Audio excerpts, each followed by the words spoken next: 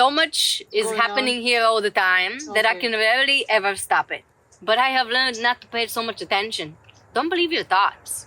Don't believe over your thoughts. Your thoughts are not the ultimate truth. Yes. They do not define you.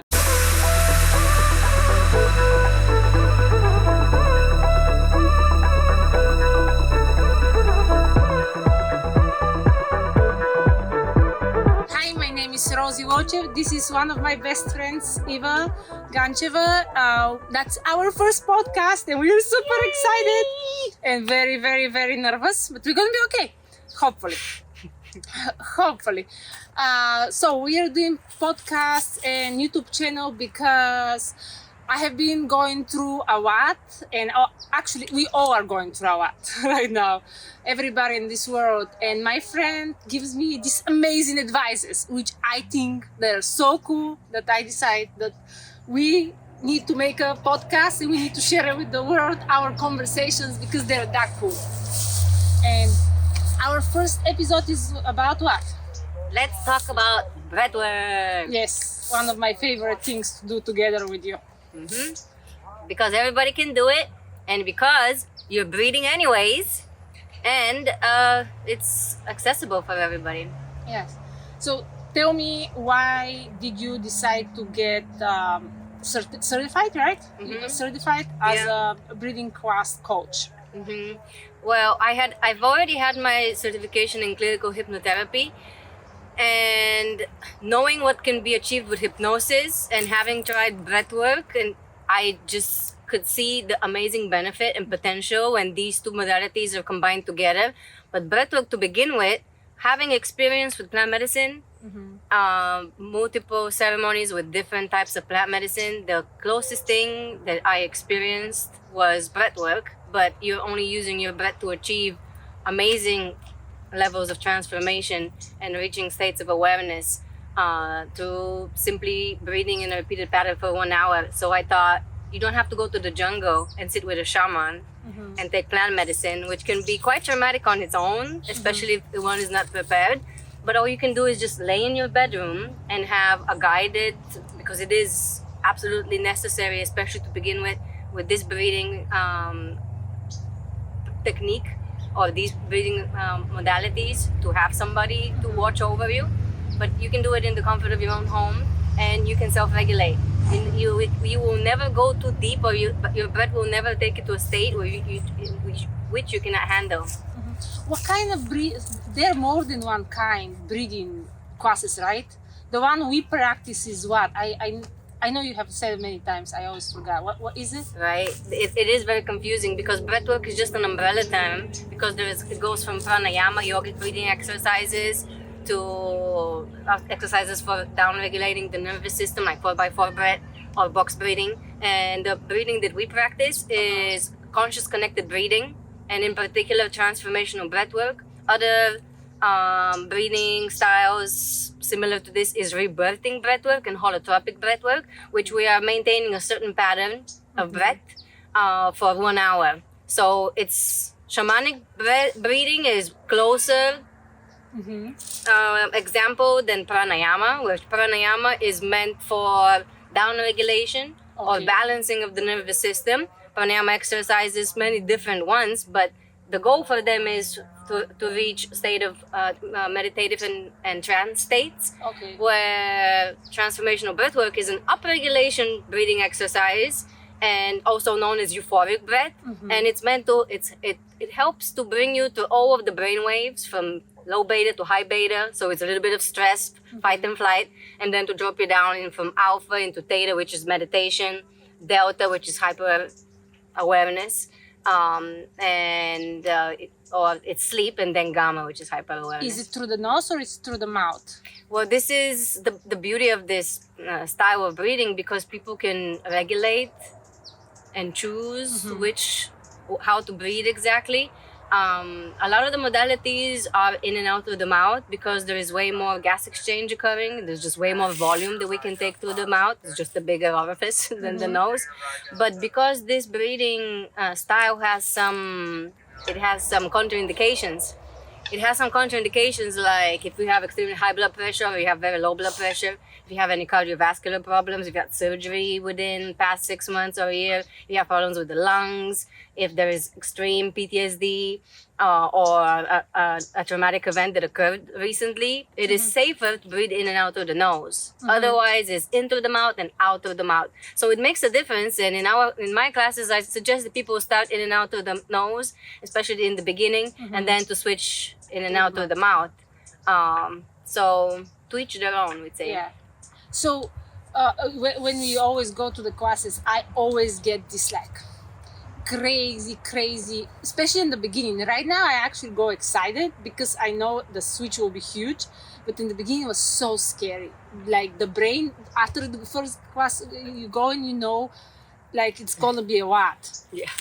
Is that normal? Because it's a mix between a huge excitement of the change, you know it's a positive change, and in the same time you know it's gonna be a lot. Is that normal? Is that I'm part of No, a group? it's absolutely normal, and it's just human nature. We're terrified of the unknown. Our greatest fear is fear of the unknown. And so if we've never done breath work, and I see that even with hypnosis clients, the first time they come, and because there's just so much stigma, there's just so many stories about what hypnosis is, and a lot of people experience stage hypnosis, and so they think that it's this magical state that I'm going to take them into, and they're going to have complete loss of control. They're going to travel in La La Land, which that's not at all what hypnosis is, but that's for a different episode. But even with something as mild of an experience as hypnosis, which is like a guided meditation really, people have a level of apprehension, and just because the nervous system is alert, because you're going to experience something new, because it's unknown. What is unknown to the nervous system almost equals death. What is known is pleasure. So we run towards what we know, even though sometimes what we know is not good for us. Yes. And we run away from what is unknown and what is uncomfortable, what is unfamiliar, what is uncharted territory, because our protective mechanism, the fight flight, the reptilian brain, or also known as primitive mind, which is millions of years old, is always on to make sure that we're safe. So this is why I take a lot of time to educate people. And some people think it's unnecessary, especially if you've heard it once, you feel like you don't want to hear it again. But it's paramount to educate the conscious mind, the critical mind, so that we give it something to hold on to, and we go through what it is, what you're going to experience, what you may or may not expect. And when these experiences do come, because you know they do come, they come. Everything there's like three to four areas that we touch upon, so that we know what to do, so that we don't send ourselves even deeper into panic mode. So the first breathwork session, generally people don't go very deep at all. They would stop breathing. They would just not want to participate at all, or they would go in and out. They would breathe, and then they would just they say they pass out, but literally what they do is Did you guys give up? well, some of them are consciously giving up. Others that they want to do it, but there's just not enough. There's not enough spark. There's not enough fire, and for whatever reason, sometimes we just need to go into a deep state of trance, also known as yogic sleep, or a non-dual state, where we just don't know where we are. We traveled somewhere, and really that is the purpose of meditation. So it's not a bad thing. But the first few sessions, generally people will have to fight that a protective mechanism, so that they feel safer and safer, and they can trust me. They can trust their body. They can trust their breath, to take them on a really healing experience. So absolutely normal. That's why, and I like how you mentioned it last time. Give it 3 times. Yes. Give it 3 times so that you can feel safer, and when you feel safer, you can go deeper. I remember, like, I did it the first time, was absolutely like, woohoo, let's go. And then I did it, and I was like, okay, this is a lot. This is like, imagine 6 months, at least 6 months of deep therapy work, all smashed in 2 hours. And it's a huge change, which is very, I think, I love the, how successful it is. It's like, okay, let's get the job done. And it's something we often talk about, is like how much you are fed up with your bullshit. I was fed up enough to be like, let's go. Yes, it won't be easy, but it will get the job done. It will get it faster. So I love that, and I'm so happy I stick with it. I don't know, we have a little puppy over here who is coming to participate. No be knocking off the cameras. Yes, I think people need to. 3 times is a minimum, but I think to really, really get into the healing, and if people want to see results, at least I think I saw a result after the 5th time, like major rewiring results, not like the small, okay, I have a 3 days of I can see it's working, right? Or that's Absolutely. how it works, right? Deep shifts are absolutely possible.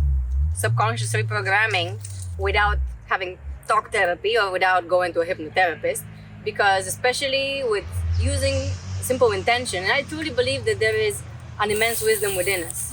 There is a healer within each and every one of us. So I don't in any way claim to be a healer in any of the modalities I practice. I'd like to think that I help people, I guide people to unravel their own inner guidance. One of my clients called it Navi, the navigation. The inner navigation system. So because there is a part of us that is ready to heal, and I know you're ready to heal if you're coming if you're there, right? If you drove there, you paid money to be there, you're laying down, you have to do breath work, it's actually work. Or even if you're doing any of the other modalities I do. So a part of you knows that, okay, I am willing and I'm ready to do this. And because and there are so many thought processes that occurred prior to.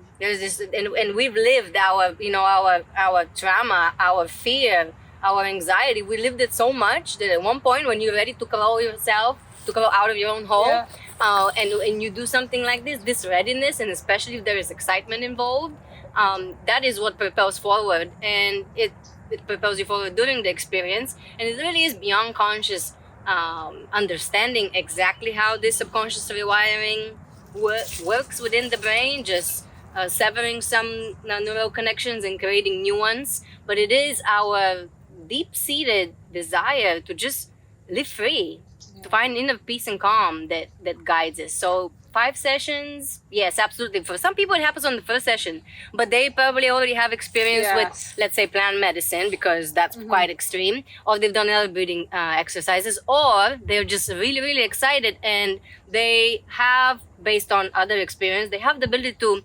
surpass that initial panic, fight, flight, freeze mode. Yeah, and the ego, they go for it. The thing you mentioned the last couple of classes is the ego. Like, are you willing to be open and stop judging yourself? Oh, how I sound, like how the person next to me sound, and like stop talking to yourself and actually really being in the experience, and stop listening to that little ego monster we all have inside us. Oh, we all have it.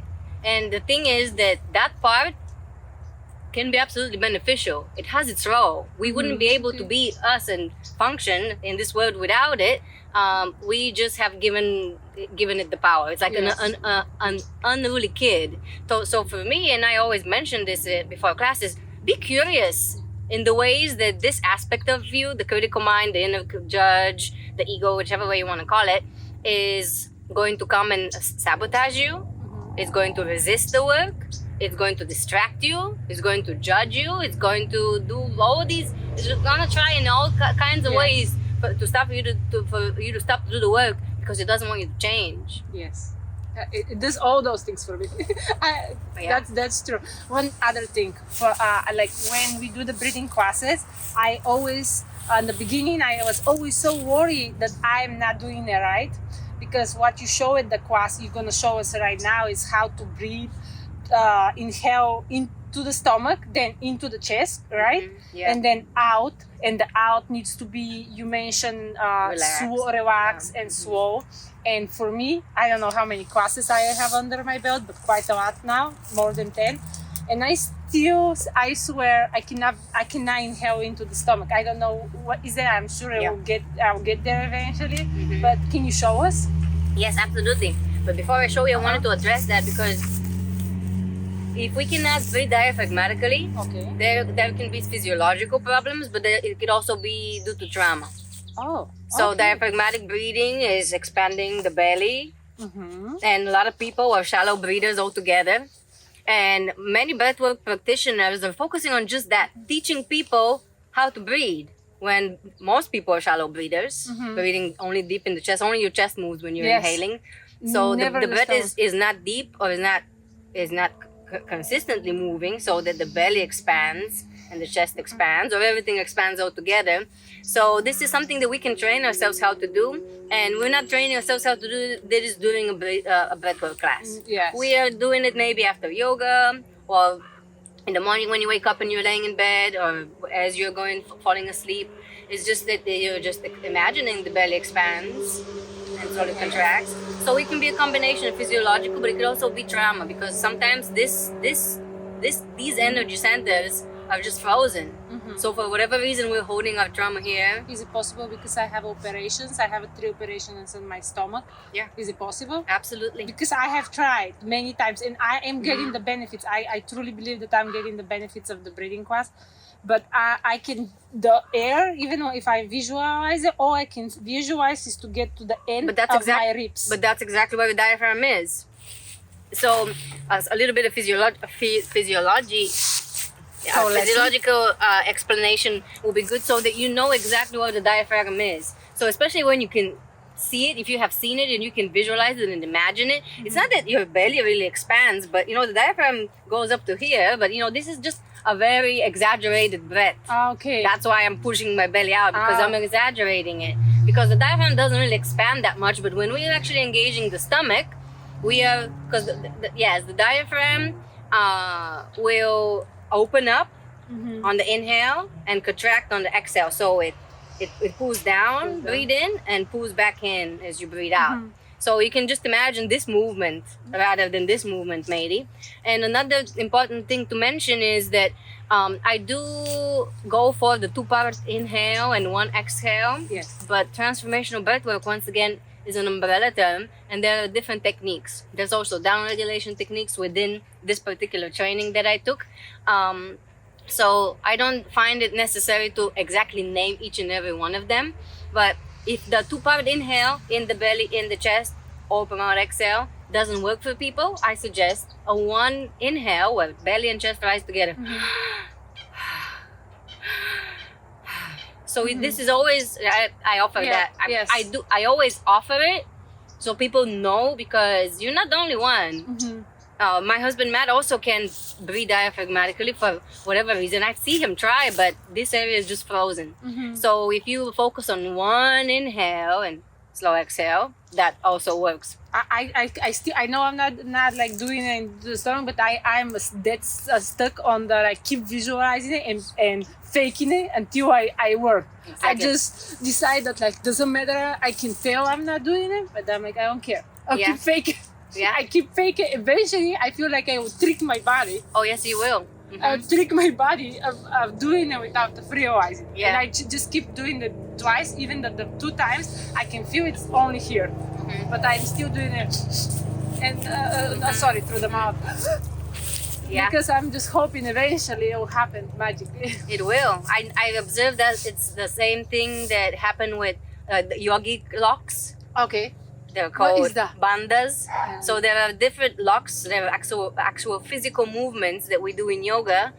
They are also combined with energetic locks. And Jalandhara bandha is here in the throat, where you hug it in and lock it. And there is Uddiyana bandha, which is in here in the diaphragm, rather in the core. So it's pulling it in and lifting it up. And there is one more bandha, which is down at the perineum, around the tailbone. And you're just squeezing the muscle, very similar as when you're doing similar in a sort when you are doing Kegel exercises. So, and I tell people how to do these locks, especially the core lock, when we're doing yoga, because there's a lot of balancing on one foot. And I tell them it's okay if in the beginning you cannot feel these muscles are actually, triggering and tightening. Because oftentimes they're loose because we don't use them. I had 2 kids. Yeah, exactly. I take your yoga classes, and I actually have tried to do some of those things, and just some muscles are not available right now at the moment. After you have 2 humans, even if they if you don't feel them like actually contracting, just thinking about them and imagining and visualizing what needs to happen and how it's going to happen. People often see that at one point they are actually able to do it. Are they able to do it perfectly?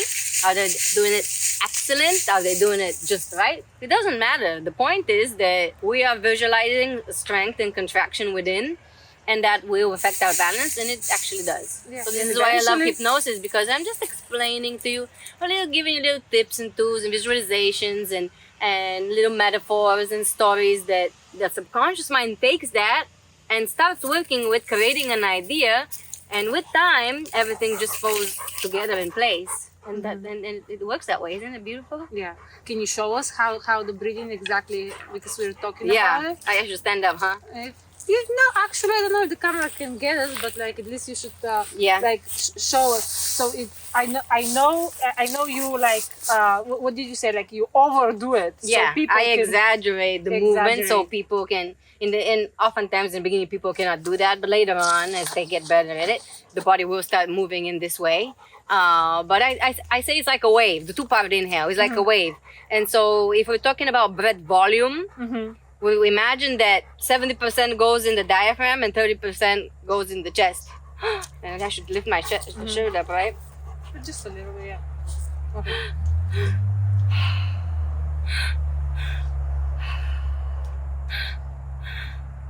And I do suggest that people put their hands so Yeah. they can feel the expansion, but they don't have to put their hands. They don't have to keep their hands on them.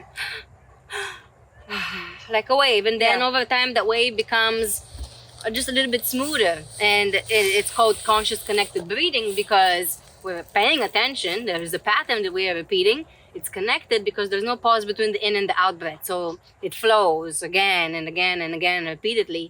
And the more we do it, the better it gets. And no one has to do it perfectly to actually gain the benefits of it. It's like yoga. You don't have to do the postures right. Everybody's like looking at how a posture is supposed to look like, the final expression. I'm like, forget about that. Don't look at that. Just come and do yoga. Yeah. Just come and do it. And then eventually over time, I mean, that's the only way we get better. So I wanted to bring it to some of the things happen in class. Like I know you always explain to people what they should expect. The most of the things which happen. Like for me, I had a class which I was crying, and I had no idea why I was crying, but I cried for an hour and felt so good after. I don't know why I needed to cry so much. The other thing I experienced in once, it was this laughing. I don't know who started it, the class, but it was very funny because there was we were in this weird state, but like multiple people around me was just hysterically laughing. That I remember a time when I went out of my body. I remember that, and I many different experiences. Can you tell us what usually people should expect and not freak out if it happens to them, and that it's normal? And what did you say last time? Oh, it was so good. Be weird. Oh yeah. Be weird. Nobody cares. We're here to be weird. That was so good. I mean, because it gets weird. At one point, it's gonna get weird, and you have to be okay with it. And not all healing happens in conventional ways, and breathwork is definitely unconventional and in many aspects, especially when it comes to the experiences that one may have. And yes, I do address them. I slightly go over them, but no one can really put them all into words because they're so deeply unique. For each and every person, they're deeply individual, and every breathwork experience can be drastically different than the previous. So I always mentioned a few areas, and the first one is mental, and that's just in the beginning. That we're going to be flooded with thoughts, and I like to think of the mind as a bucket. I love that metaphor. And we come, and especially when I sit you down and I talk to you and explain about what breathwork is, and some people don't know what to expect at all. For 20 minutes or so, your bucket is full. It's full of information that I've given you. It's full of your own thoughts, your own contemplations, your own doubts, and just the uncertainties about what you're going to experience. And so that bucket is slowly going to start emptying out in the first 15 minutes or so. And some of it just refuels itself. And then there's going to be all of that internal chatter. All of the resistance is going to come out, all the doubt, the fear. There's just going to be a lot of judgment, just a lot of inner voices, just milling about information. But at one point, the bucket will empty out. The goal in the first 15 minutes is not to let the thought process stop you from the action of breathing. Yes. The reason why you're here, because our thoughts can absolutely stop us. And I see it, especially for people who are me, a perfect example. Just I'm mental. So much is Going happening here all the time that I can rarely ever stop it. But I have learned not to pay so much attention. Don't believe your thoughts. Don't believe over your thoughts. Your thoughts are not the ultimate truth. Yes. They do not define you. Unfortunately. And so, we learn, and this is why I love breathwork, because a beautiful way to teach mindfulness or present awareness is that I'm going to be a quiet observer, like Eckhart Tolle says. Be the quiet observer of your thoughts and behavior. Be like a bystander. Or I love Terry Pratchett's metaphor that to be a good witch, you have to be able to have a second mind observing what the first mind is thinking and doing and deciding. To be an excellent or a really, really good witch, because Terry Pratchett writes about vampires and witches in a very comical way, if you're familiar with his work. It's perfect for developing imagination in little children. That you have to have a third mind. And the third mind observes the second mind, observing the first mind. So you have these levels of kind of dissociation even, of being able to step outside of this normal way that we always process information, and we see ourselves a little bit more disconnected and only in a beneficial way. So once we get over the mental hurdle, people are going to, or in the same time, people are going to have physical experiences. And anywhere from tingling to waves of energy moving through you, hot and cold, tightness in some area of the body, expansion in others. I forgot the cold. Oh my God, that's in the beginning, right? Oh yeah. Oh, I remember. Oh, the hot and cold can come after the other. There's a little bit of a hypoxic state, which means that not enough oxygen is traveling to certain parts of the body, and other parts are hyper-oxygenated. So it feels like there's little pins and needles in some areas, and there's just no sensation at all. And so a lot of people, if they are exhaling too fast, they are just releasing too much CO2 way too fast, and then they will experience tetany. And tetany, like lobster claws, it looks like this, and the fingers will lock up, and sometimes my face will lock up and my lips will lock up. And that there is many different reasons why one can experience that, but especially in the beginning, it's quite normal. But the more people do it, the more they learn to let the exhalations very naturally. You were there, and you just went down to me, and I remember you just did the breath next to me, very slow, and I didn't even move. I just heard it, and I was able to repeat the pattern. Yes, exactly. So just to slow down your exhale. Yes, it's just a pattern problem. The things with the hands, it's a pattern. It's the breath pattern you're using. It's the wrong one. Well, it is a beautiful breathwork, like plant medicine, is a beautiful mirror, because when some of these experiences start occurring, if we have a lot of trauma, and if this is the way that we've handled troublesome little worrisome experiences in our life, is to freeze or to run away, to back off and to stop, the moment your fingers will start tightening, that voice inside you will say, no, stop, this is not safe. You're not safe. That's exactly what happened. You have to stop. You don't know this person. What are these people doing? It's so loud. Some are screaming. Some are laughing. Like I shouldn't be here. I forgot to change my laundry. I should go. So it really shows us exactly what's hiding within us. But when we know that the mind will chatter and there's going to be physical sensations, but we have to trust in the wisdom of the body. And this is why I love breathwork, because it will never take you someplace you're not supposed to go. Same with hypnosis. I can never give you any hypnotic suggestions that are going to lead you to self-harm in any way. It doesn't matter if it's emotional or mental, or it just does not work. People will block me. They will physically turn away from me. They don't even remember they're in hypnosis, and I'm telling them something. They're not ready to accept that suggestions, and they're turning away, or they're closing themselves up. That is the subconscious mind. And the intelligence of the body telling me I'm not ready to go there. So same with breathwork. You cannot breathe yourself so deeply that you completely lose yourself, or something will happen to the skies and you never come back. Exactly. I would say it's not a process of losing control. It's a process of gaining control. But we have to have a certain state of mind and kind of train ourselves to what's going to come. And so that's why I tell people, be curious. It's humorous in the ways that we react and try to self-preserve with mental, physical, because some of it It literally feels like I'm slowly like being lit on fire from the toes, and it's building and it's building, and I'm like, okay, this is interesting rather than this is scary. And emotional release is one more. But before I touch on emotional release, I wanted to mention that. Well, let's talk about emotional release. That it's absolutely beautiful way for the nervous system to balance itself out. So crying, nervous system regulation, we're actually releasing stress hormones. I believe that there's cortisol within our blood, not within our tears.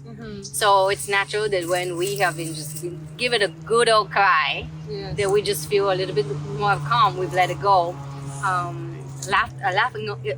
Laughing, some may say, is just a very pure and high and just joyful vibration, but it can also be nervous system regulation. Absolutely. There was definitely a regulation because there was nothing funny. It was just something. Yeah. Something was happening. I'm not sure I remember that. Something which I remember about the crying.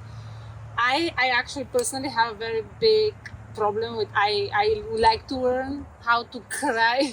I have been having a little trouble with it, and actually the thing which we did in the breath class, it was the screaming, the organized together, was like a little let's go, let's do it. It was amazing. That was the one which actually unwoke it in me, and I didn't even know that I needed that release. But that scream, after the scream we all did together, I don't know, do you remember that? That was a long time ago. It was that class. It was amazing because it gave me this freedom, and it was very interesting. It wasn't me controlling it.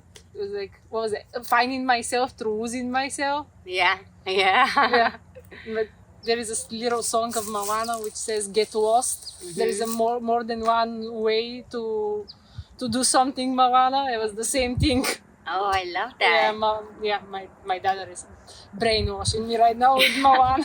There's obviously some wisdom in there. Yeah, but the crying, yes, I highly recommend it to everybody. It was good. That's why I tell people that feelings just want to be felt. If an emotion has been suppressed or judged or deemed wrong or bad when we were little, we weren't allowed to cry, weren't allowed to scream or be rowdy, then I'll always suppress that emotion. And in my case was anger. Anger? Yes, because I grew up in an environment where anger is not accepted. Well, no, anger was someone was just too angry around me all the time, and it was okay to be angry for them, but us as the recipients of that suffered wrong. So to me, I decided that people who get angry are mean, they're bad. Yeah. So I forbid myself to experience anger. So I would always make excuses and turn anger into something else. So these modalities have helped me to anger is a healthy emotion. That's interesting. I have the opposite. For me, I remember that as a little kid, in our culture in Bulgaria, they always say, "Shh, don't cry. Shh, don't cry."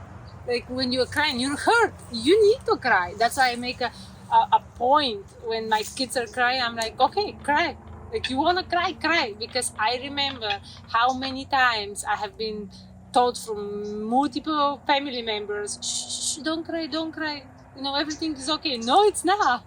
Obviously something happened. Let me experience it. And for me, I was never let to experience sadness because it was always deemed weakness. For me, when I get sad or I need to cry, I get angry. For me, it's the opposite. I misplaced these two. Very interesting. Yeah. Yeah. So when I actually was able to experience real sadness and real crying, that was one of the classes I'm never gonna forget because I was so happy and proud of myself. I was so proud of myself. I told everybody. I told my therapist, my EMDR therapist. I went home. I told my husband. I told everybody that I cried. It was an experience. And is it easier now? No, but at least it's not so. Before it was like so put away. Now at least it's there. Yeah. It's there. Eventually it will be something normalized for me. but at least I got it out of the whatever box I hid it in. Yeah. The forbidden emotion box. Yes. So at least was digged out. It is there. It's not yet to be used from the system, but the system know it exists. Well, exactly. It gave you a chance to understand what's your relationship with sadness and just the act of crying. For a lot of people, well, fear always comes up. It's just given, and it gives us an opportunity to learn what is our response or reaction. Therefore, later on, a response towards fear. Like how do I handle here? What do I do with it? And the thing is that emotions are messengers, and if we give ourselves the chance to learn how to hold space for them, because no one ever taught us. Yes. I mean, our grandparents didn't teach yeah. our parents, and our grandparents didn't teach our grandparents, and they just didn't know how to do that, nor did they have space. Especially in Eastern Europe, you can take your emotions and shove them in a box and bury it somewhere deep, because you have to go and you have to do work. And you gotta survive. And there's just no space for any of that. Yeah. So we have to find a way. We have to learn to hold space for emotion, because once an emotion is felt, and I always say that because I truly believe it, that when you honor it and you give it space to do what it needs to do and to carry the message that it carried, without repressing, without rejecting it, without denying it, without twisting it, just let it be what it is. This is what I'm feeling. And sometimes I ask, okay, what are you here to teach me? You know, it tends to evaporate. It just dissolves. What did you say? What are you here to teach me? That's what you ask the emotion or whatever it's bothering you? I would That's say, a okay, very- what are you here to show me? What am I to learn from this? What are you Yeah. here? Don't demonize it. Befriend it. Exactly. And I tell people, whatever is coming up is not coming to torture you. You may feel that way because it feels scary, which is because it feels scary doesn't mean it's dangerous. You know, whatever is coming up is not a demon to attack you. It just wants to be seen, it wants to be felt, it wants to be acknowledged, and then it processes, it releases, it lets go, and there is there's a whole book about it. Yeah. Letting go. There are so many different beautiful works, whether they are books written or there are studies and philosophies and that support exactly just that. How do we hold space for emotion, and how do we let it just move through us, and then we can learn from it. And not only are we learning emotional intelligence, but we can then teach it to others.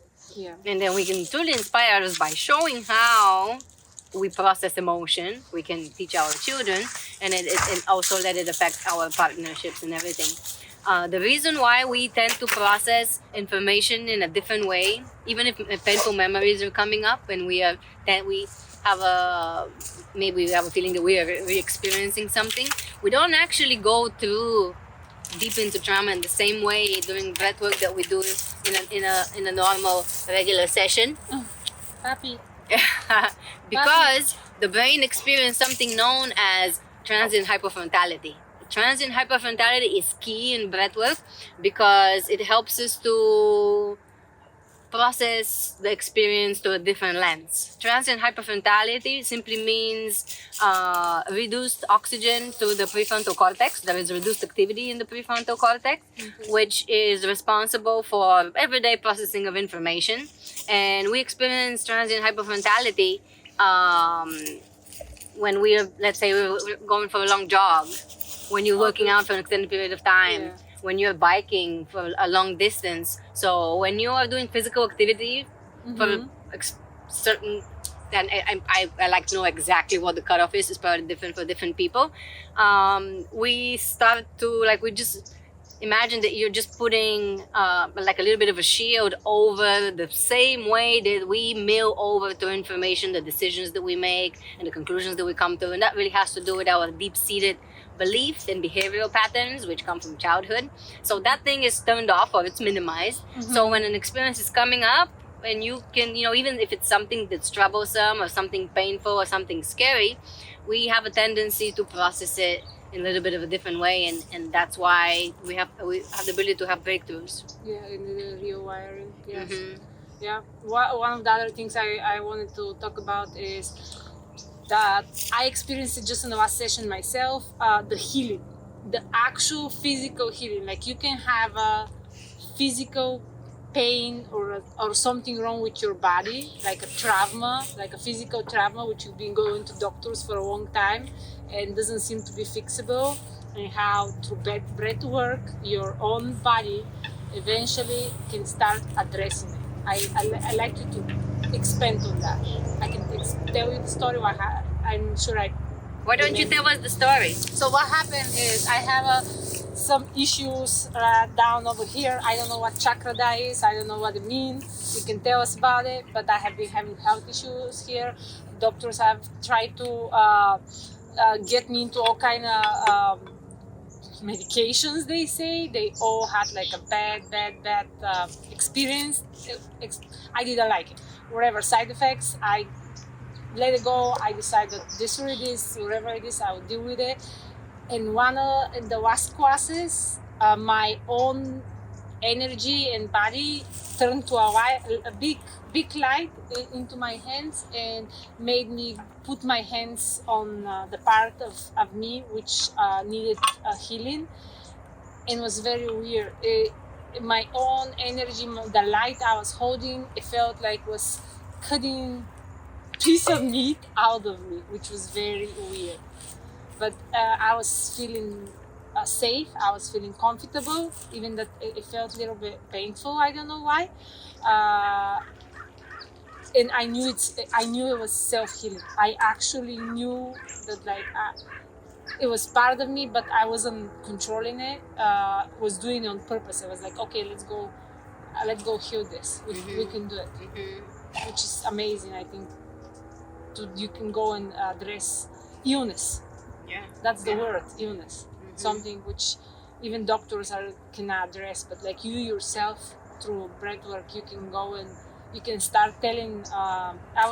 What I was seeing was very interesting. I was seeing the good, the healthy cells in my body gathering the unhealthy one and trying to turn it to light. That was what I was experiencing. Yeah. Is that often? Is anybody else share similar experiences? Because not everybody shares everything. I'm sure people experience it. Yes. Not everybody shares. Especially if they're new to it or they're new to the community or the group, the class. It just really depends on how comfortable people feel with sharing private experiences. I can never cease to be fascinated by the stories because they are so deeply unique and they're so different every time. We cannot really put these experiences into any kind of scientific framework. They are known as mystical experiences in non-ordinary states of mind.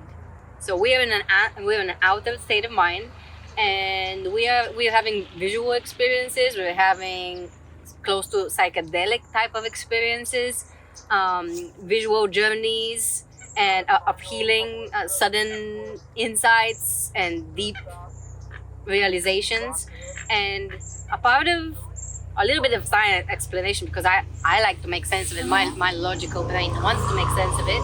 And I heard this from another practitioner, because unfortunately there's still not deep enough science to actually have put somebody and hook them up and really understand what's happening.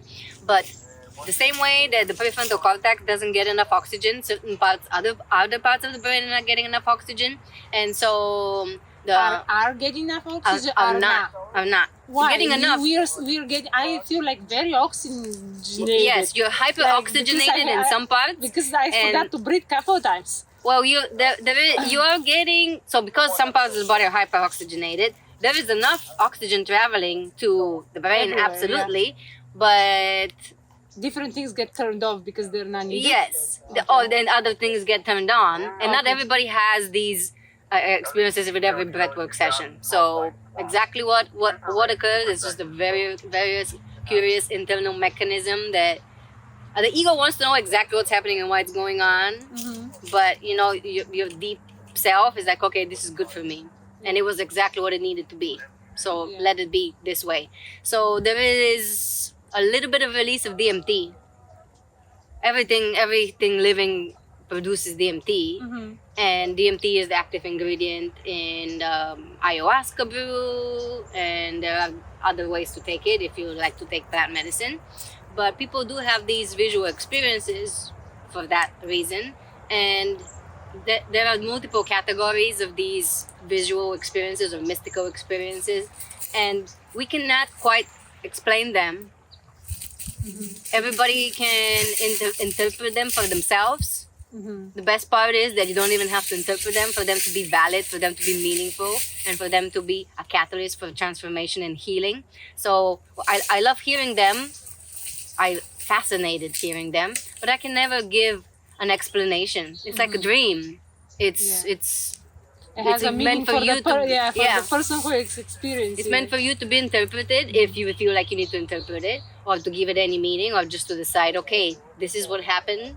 This is the healing that I experienced, and it came from me, and I can do it again. And if you come to these conclusions, to me that's good enough. Yeah. It came from me. I did it, and I can do it again. You have uncovered the healer within. One of the best things you often say at the class is whatever you experience is what you needed. Like you didn't give any of these people at the class or any of the classes the experience they had, as experience their nervous system, their brain needed right now. Yes, exactly. So I always encourage people to go deep, just so they can see what's happening behind that next blockade of fear, around the next corner of hesitation. But if they go deep or they don't go deep, either way you're going to leave feeling very balanced and very calm and really, really grounded, and also inspired. The greatest thing I see is a sense of hope, because people can see, okay, there is something oh my God, that's so right. You're right. The people's eyes when they say bye, when they're leaving, the sense of hope. Wow. Yes. It's such a good observation. I'll check it out. Oh my God, the puppy found a stick. Another stick. Oh, that's so sweet.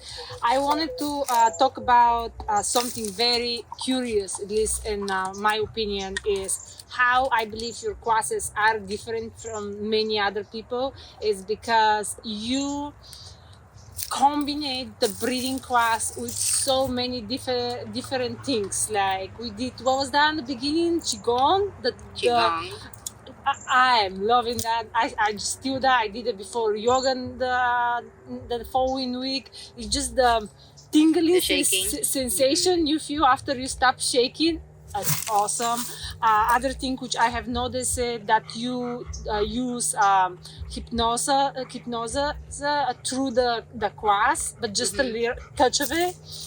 Very positive, very concentrated. If I can put it under one umbrella, I would say is of all the classes I have been, I see that you work a lot with hypnosis on people and in me for self-love. Like I don't know, did you notice that? Oh, yeah. That you have a absolutely intentional. You have a tendency to address self-love and self acceptance. Yes, acceptance is the word. And I noticed that different times I have seen that you used. We're gonna have an episode on that technique. It's called Ho'oponopono. It's the technique which we're gonna have a full episode on it. It's amazing. Which is I love you. I'm sorry. Please forgive me. Thank you. On whatever what is coming up. What else did you do in the end? Oh yes, the using the sound. Through the whole class, you actually had another how you call what Sherry is like another facilitator with sound healing. There you go, that word. I didn't know that word. Yeah, yes, I wonder what people think about our accent. Let's say they like. Well, we're not gonna like we it. hope you like it. But yeah, we did sound therapy together with the breathwork, and after that, you finish with a song which was actually a recording of a prayer, which I fell in love with. I actually have been listening to it for now 4 days straight with my kids. So you use so many different exciting but so unique ways to make the class even extra helpful. Why and how that idea came out, and where you going with this? You know, I think let me go really deep with this. Okay, go. Do you like it when I go deep? Go deep. I think that in the depths of it all, in the foundation of it all, was my own lifelong journey of releasing control. Because control is telling you that things have to be done in a certain way. There's a certain framework. Okay, yeah. You know, but this is breathwork, that's how it's done. This is Qigong, this is how you study, this is how you practice it. This is hypnosis, this is NLP, these are all these different modalities, this is how a class is done, that's how they showed it, that's how your facilitator did it, that's the way it has to be. Mm-hmm. And for a long time, and you know, if you don't know what Eastern Europe is like, and if you knew what Eastern Europe is like 40 years ago, you probably understand why. Most of rigid is the word rigid, like very rigid, but also I think that, you know, it came from a feeling of unsafety and uncertainty. We all grew up with it. Yeah. We are born in '85, not to disclose our age, but they called our generation the children of change, and it was the winds of change. It was the fall of communism. And there was just so much going on. The country was in shambles. Like everything was uncertain. So we grew up in uncertainty to the point where we didn't know if we were going to eat or not. So absolutely, it is going to affect us on multiple levels. We're not going to talk about chakra and the trauma that this resulted in, but it's no wonder that so many people have such a deep-seated need for control. Yes. And actually, my best friend is here she is, and it was in the second year or first year when he was in the United States, when she came to me and told me, you don't always have to tell people how to do things. And I don't know exactly the words you told me, but you came and said something, and that seeded so deeply. I was able to, I was one of the early onset moments where I can have self-observation, where I can actually realize how deeply controlling I am and how much I was telling people, even how to do the dishes, you know? So for a long time I've been trying, and I'm not trying, I've been doing it, working especially with plant medicine and all these modalities. Because I've tried them, I recommend them. I don't condone plant medicine. Everybody has to do their own research. It is illegal in the United States. And if you would like to do it, you have to do it with a facilitator, and most likely go someplace else. Make sure you do your research and you're educated. But letting go of control has been a lifelong journey, and to finally arrive at a place where I am deeply drawn and there is just excitement and passion with all these modalities.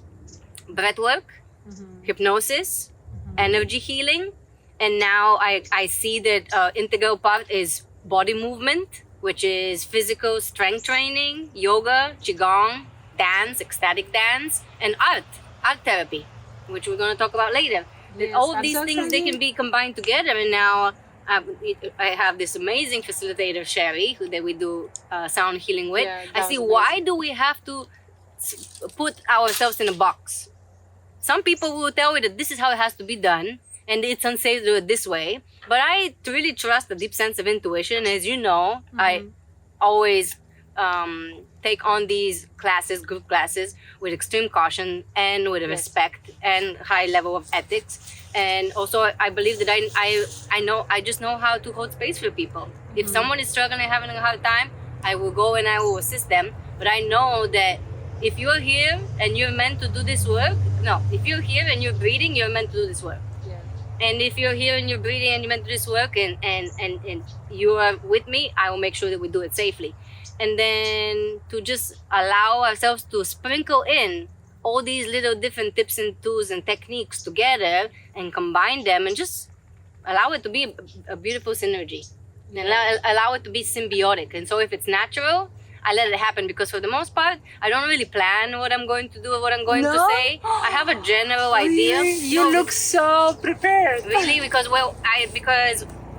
when I was doing that, it felt a lot more staged. And I mean, it takes way more effort. How then you come out with the stories? I love the stories. You always tell stories in your yoga classes.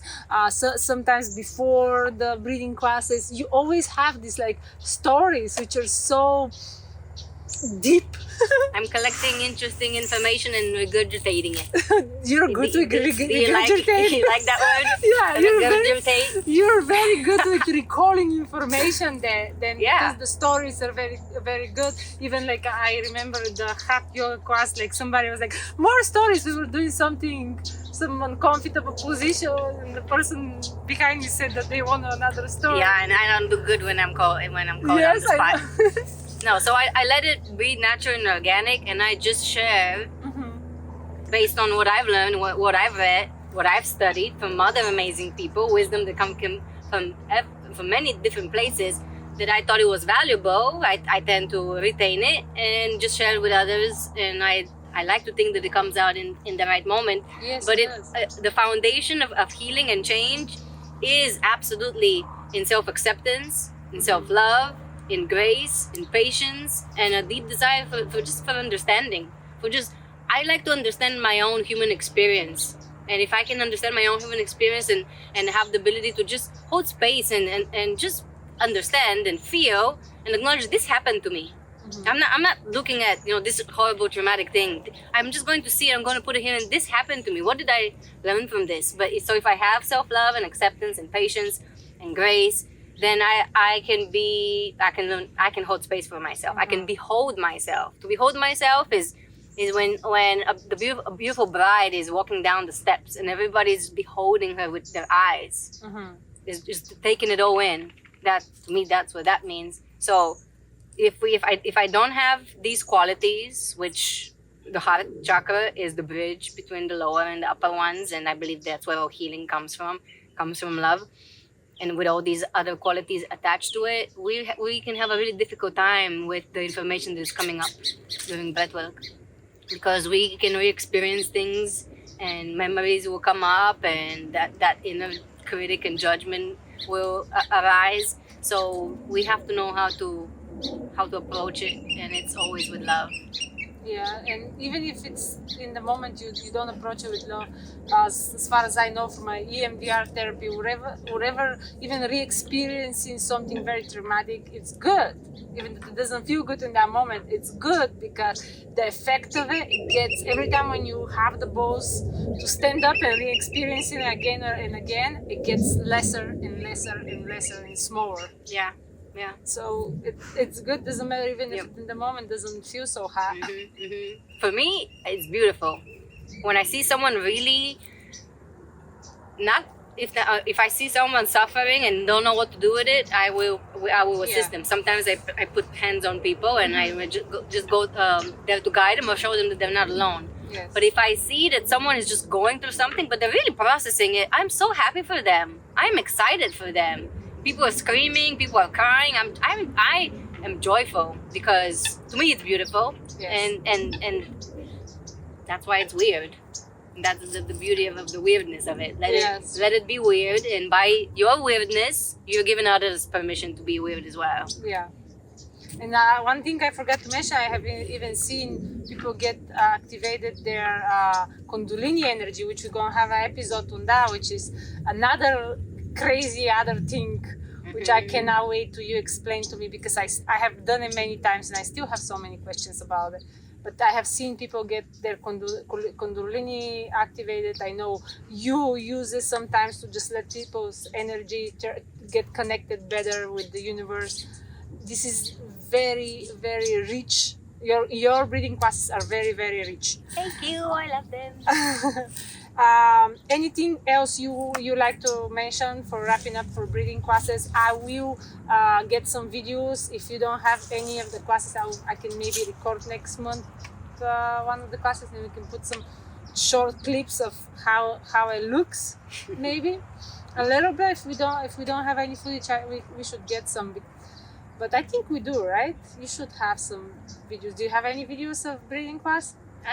Very little, yeah. I have some snippets here and there. Yeah, we can put just a little bit so people can see how it looks. So maybe that is the deciding thing if they want to try. It doesn't matter where they are. I'm sure if they Google it, they can find it. Because even one of my other friends, Paula, she had experience with breathing class in Bulgaria, in Varna. Yeah. So there are people. There are many facilitators. with different types of breath work, but And techniques. it doesn't matter. If you happen to be in a situation when you find out about a breathing class and someone is urging you to go and you have the opportunity to go and it flows, that means It was meant to be, right? Yeah, just go and do The it. universe is talking to you. Get the message. And if you really get into it, I promise you're gonna find the right community with the perfect facilitator and it's just going to be just right for you. Yeah. Anything else which you maybe wanna tell us more about the breathing class, or anything people would maybe more curious? Well, you touched upon it in the beginning, and the biggest question is, when are you going to be so fed up with your own SHIT that you're going to be like, okay, I'm done feeling this way. Yes. I'm tired of living life as usual, business as usual, or nothing is up, or I'm fine. When is it going to come the time where you're like, okay, enough is enough, I'm going to make a change? Because that's really when healing and transformation will occur. If we continue to fool ourselves that everything is okay and we're just satisfied with this kind of mediocre type of existence, we're not completely happy, we're not completely fulfilled, we're struggling with stress, but everybody else is doing it, well then, congratulations, you have reached your goal. But when the moment comes when you're like, okay, I want to try something else, I'm just gonna do something. Breathwork is one of those experiences, and it's safer than a lot of the other experience you can try out. It's so much safer. It's a very good gate through river energy healing path you gonna end up on. That is a very good safe starter. Yeah, exactly. Just take the first step. Yes, or maybe it's because you can go deep as much as you want. Maybe it's not a gate. Maybe it's the breathwork is a journey. Maybe that's your thing, right? Yes. There are many roads to Zion, absolutely. And if you try it out, you're like, okay, well, that's not right for me. I promise you, in that community that you find yourself in, you're going to find other people who have tried something else that works for them. You're going to find other facilitators and other modalities. Just start walking the path, and it will reveal itself in front of you. Yeah. Or just listen to us for our next episodes, and we're gonna bring you everything we could figure out for the 18 years.